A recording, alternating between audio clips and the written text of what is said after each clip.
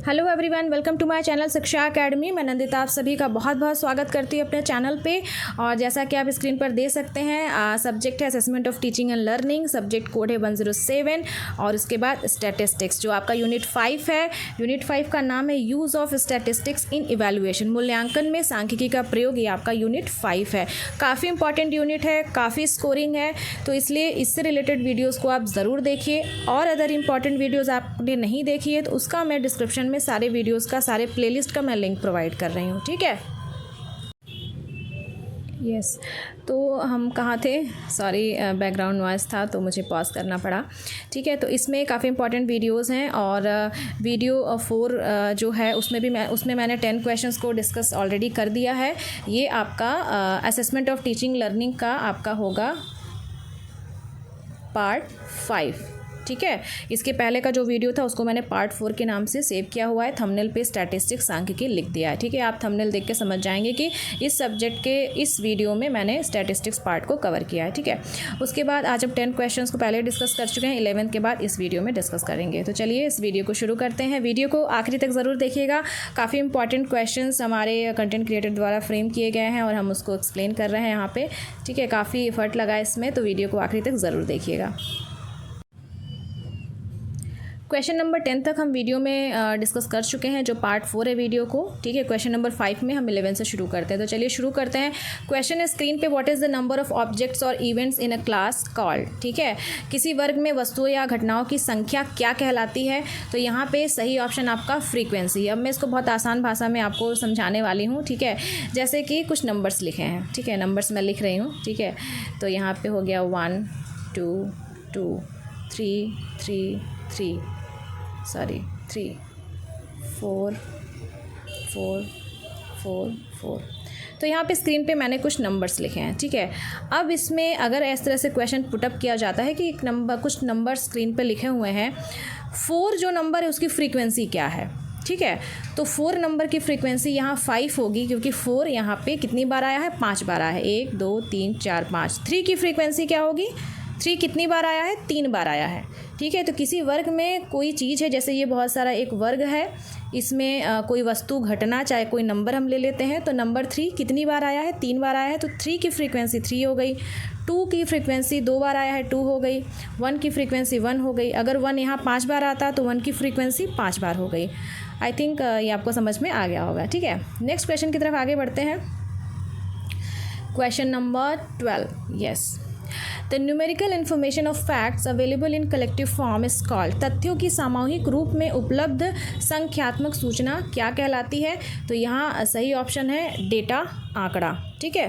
बहुत सारी, जैसे अभी मैंने ऊपर जो लिखा था 1 1 1 2 2 2, अगर इसको एक कलेक्टिव फॉर्म में बोला जाए तो वो क्या था, एक डेटा था, ठीक है। नेक्स्ट क्वेश्चन की तरफ आगे बढ़ते हैं। क्वेश्चन नंबर 13 काफ़ी इंपॉर्टेंट क्वेश्चन है। Which of the following is not the type of graphical representation of data. मैं हमेशा बोलती हूँ भाई, नॉट वाले क्वेश्चन को बिल्कुल ध्यान से देखना है, तब सॉल्व करना है, ठीक है। बिल्कुल नॉट आ जाए तो बिल्कुल you have to be conscious कि भाई ये क्वेश्चन को बहुत ध्यान से करना है, बहुत जल्दी गलत होते हैं। तो निम्नलिखित में से कौन आंकड़ों का आलेख चित्रण का प्रकार नहीं है, ठीक है। तो यहाँ पे जो बार ग्राफ है वो है बार ग्राफ। चित्र, जहाँ ऑलरेडी चित्र का देखिए, अगर बहुत ही आपको बिल्कुल मैथ्स नहीं आती, बिल्कुल भी कुछ नहीं आता है, तो कीवर्ड चूज़ करिए। यहाँ चित्रण का यूज़ किया है, ठीक है। तो यहाँ पे भी चित्र की बात की गई है, चित्र की बात की गई है, यहाँ पे भी बहुभुज की बात की गई है, भाई आप कुछ ड्रॉ करेंगे। तो बार ग्राफ, पाई ग्राफ, जो फ्रीक्वेंसी पॉलीगॉन है वो आपका है, ठीक है। तो यहाँ पे नॉट पूछा है, तो कौन सा नहीं है, यहाँ पे जो मोड होगा, जो बहुलक होगा वो आपका नहीं होगा, ठीक है। तो ये एक चीज़ है।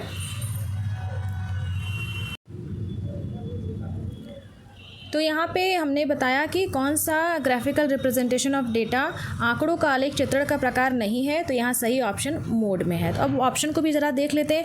जो बार ग्राफ है, ठीक है, दंड चित्र है, उसमें क्या होता है कि एक एक्स वाई जेड है, फिर उसके बाद ऐसे ड्रॉ करेंगे रेक्टेंगल के फॉर्म में, ठीक है, ऐसे ड्रॉ करते हैं। तो ये आपका बार ग्राफ हो गया। पाई ग्राफ की अगर बात की जाए तो ये सर्किल है, इसमें भी इस तरह से कई सारे डिवाइड करके ये एक पाई चार्ट हो गया, पाई ग्राफ हो गया, ठीक है।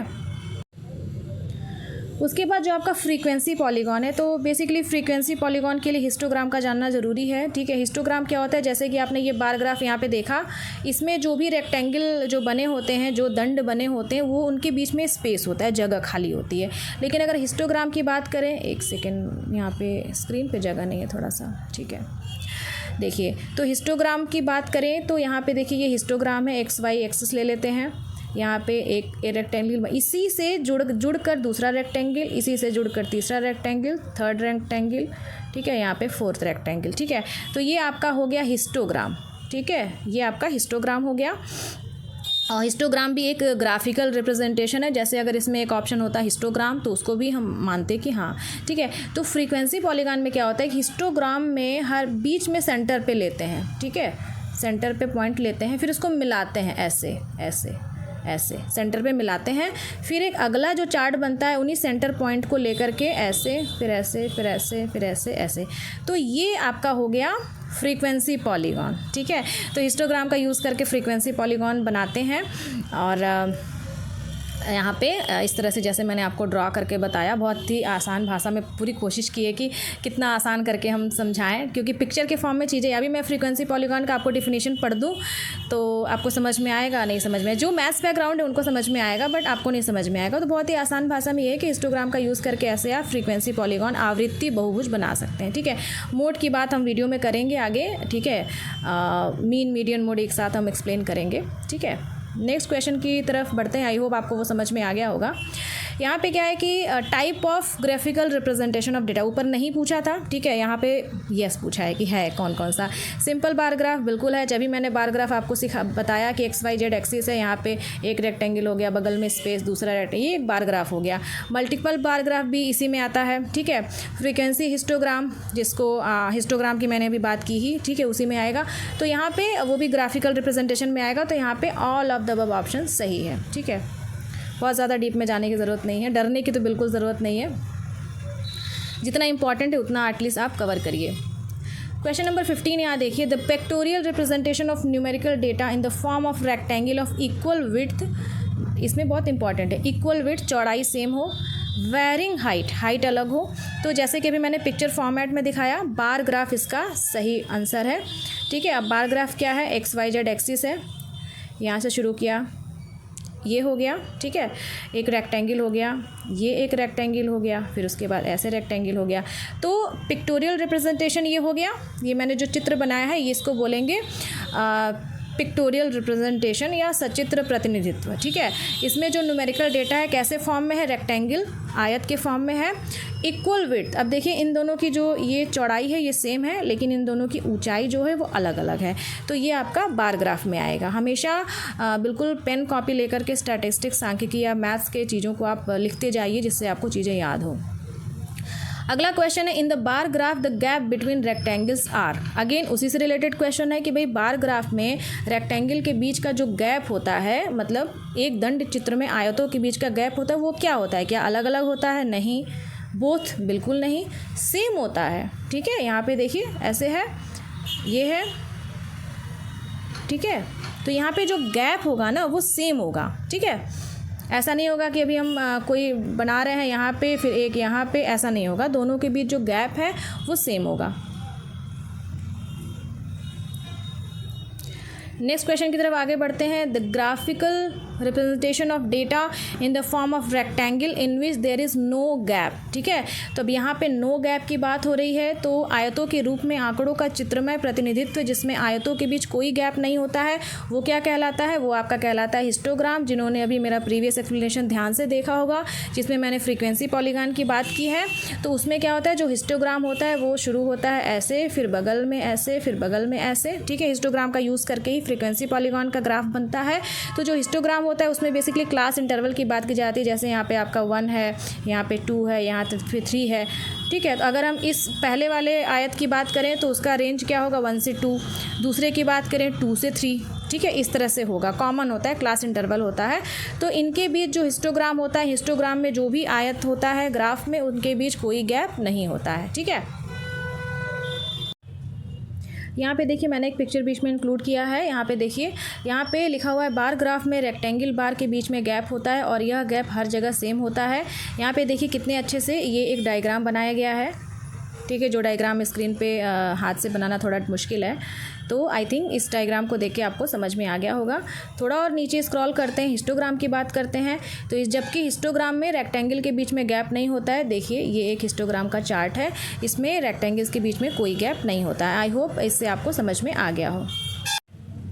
नेक्स्ट क्वेश्चन की तरफ आगे बढ़ते हैं। From which language did the word histogram originate. जो हिस्टोग्राम वर्ड है, हिस्टोग्राम शब्द की उत्पत्ति किस भाषा से हुई है, तो उसका सही आंसर है आपका ग्रीक और यूनानी। ग्रीक या जिसको हिंदी में हम यूनानी बोलते हैं, ठीक है, यहाँ पे लैटिन नहीं होगा, ठीक है, सॉरी फॉर बैकग्राउंड नॉइस।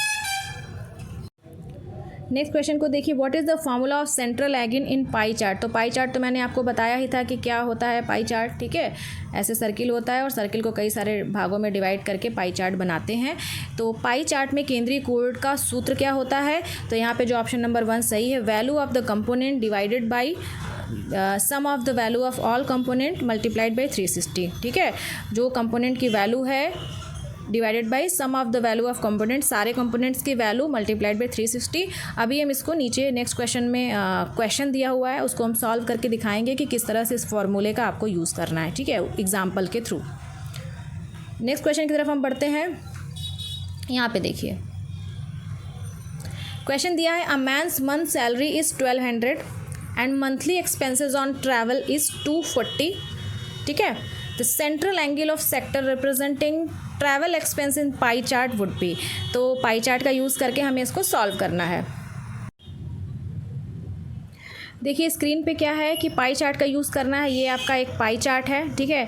तो पाई चार्ट में क्या है, जो पूरा सर्किल है, जो पूरा सर्किल रिप्रेजेंट कर रहा है ए मैन्स मंथली सैलरी 1200 रुपये, ठीक है, वो पूरा सर्किल रिप्रेजेंट कर रहा है। Monthly expenses on travel is 240, जो नीचे मैंने ये सेक्टर निकाला है ये क्या है, इसको मैं अगर इसको पूरा कलर कर दूँ, ठीक है, इस पूरे पाई चार्ट में इसको मैंने कलर कर दिया है। ये जो एरिया है ये क्या है, मंथली एक्सपेंसेस ऑन ट्रैवल 240, ये 240 रुपये ये दिखा रहा है। पूरा सर्किल कितना है, 1200 रुपये। जितना उसने मतलब महीने की खर्च किया किसमें, ट्रैवल पे, यात्रा पे खर्च किया, वो कितना है, 240 रुपये।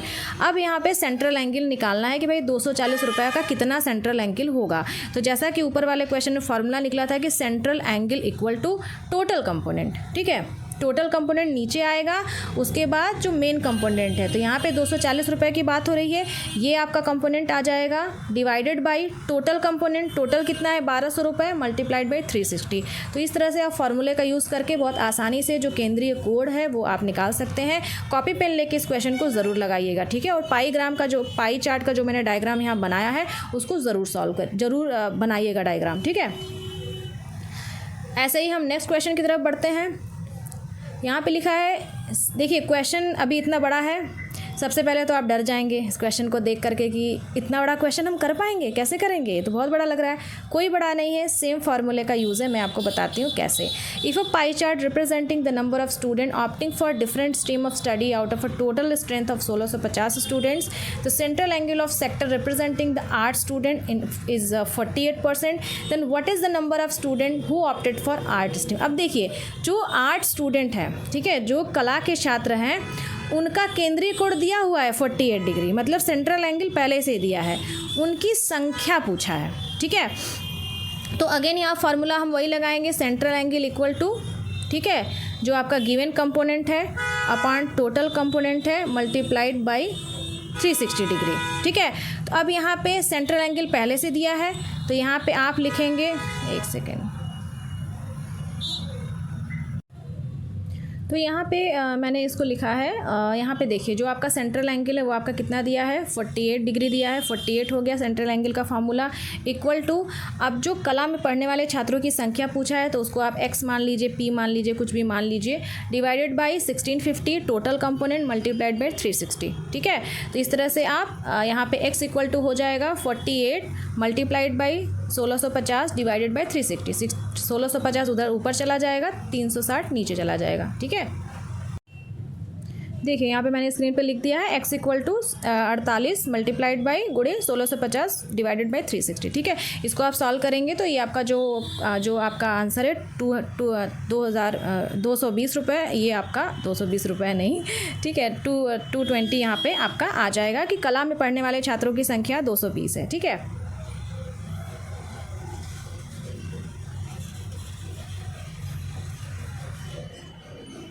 आई होप आपको ये सेशन बहुत अच्छा लगा हो। काफ़ी मैंने इस पर मेहनत की है और बीच में पॉज करके, एक तो बैकग्राउंड नॉइस आ रहा है, उसके बाद स्क्रीन पे लिखना भी है, फ़ोन से ही मैं रिकॉर्ड कर रही हूँ तो थोड़ा सा लिमिटेशंस हैं, बट स्टिल आपको आई थिंक समझ में आ गया होगा। कॉपी पेन लेके इन क्वेश्चंस को ज़रूर सॉल्व करिएगा। एक फार्मूला है, उसी फार्मूले से घुमा फिरा करके क्वेश्चंस आपको पूछता है। क्वेश्चंस अच्छे से पढ़िए, ठीक है, जैसे बड़े क्वेश्चंस आते हैं उनको अच्छे से पढ़िए, वो बहुत ज़्यादा इंपॉर्टेंट है, क्योंकि उससे मतलब क्वेश्चंस देख के डरना नहीं है कि यार बड़ा क्वेश्चन है, इसमें हम करेंगे क्या। क्वेश्चन का क्रक्स समझिए कि जैसे यहाँ पे दिया है कि भाई 1650 टोटल है, मतलब सर्किल में टोटल सर्किल 1650 है। सर्किल में एक छोटा सा जो एरिया है जिसको मैंने अभी ऊपर कलर किया था वो क्या है, वो कला में पढ़ने वाले एक छात्र हैं। ठीक है, तो इसको बहुत ही आसान भाषा में, सर्किल है 1650 सारे बच्चे हो गए, इसमें से थोड़ा सा एरिया काटा गया है, वो बच्चे कला में पढ़ने वाले हैं, उसको बहुत पूरा आप कलर कर दीजिए। उसका सेंट्रल एंगल 48 डिग्री है, फॉर्मूले में सब पुट करिए, उसके बाद आंसर अपने आप आ जाएगा। तो डरने की बिल्कुल कोई बात नहीं है आपको।